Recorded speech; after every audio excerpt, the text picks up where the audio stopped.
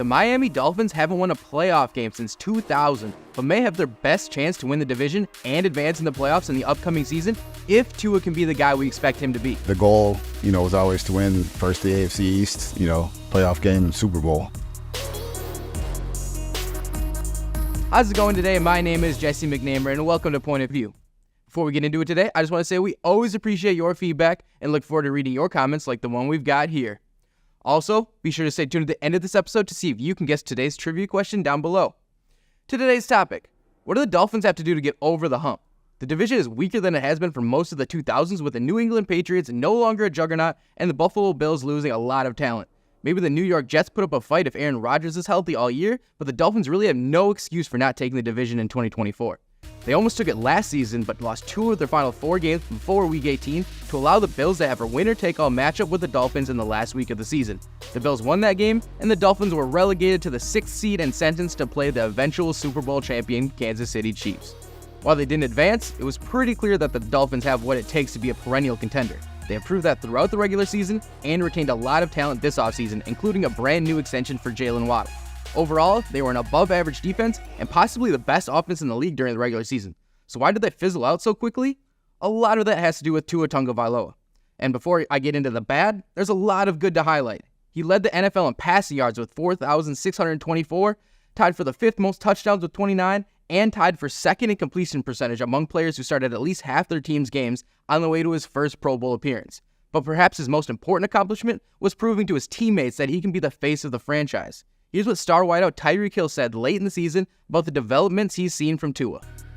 I feel like Tua has done a great job of just, stepping outside of his shell, just doing things that aren't comfortable for him. And I think he's doing a fabulous job with that. So, and the team, needs that because he is the franchise guy, and, a lot of guys will follow suit. So he's done a great job with that this year. Tyreek himself said he's the franchise guy, and he doesn't seem like the type to just endorse anyone. General Manager Chris Grier seems to agree with him on his stance about Tua. Here's what Grier had to say at the NFL Combine about the contract talks.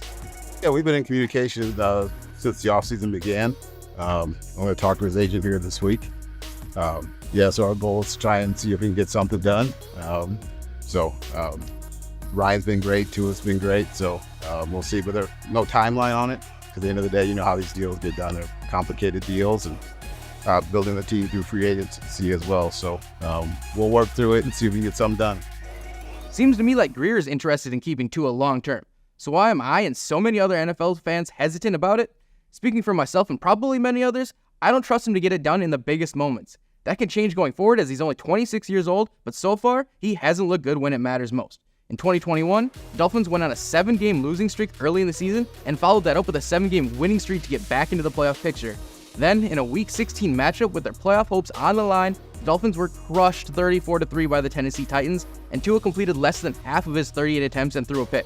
In 2022, the Dolphins were 8-3 and firmly in position to win the division with a good final stretch. Instead, they lost 5 consecutive games with Tua starting 4 of them, and narrowly lost to the Bills in the wildcard round.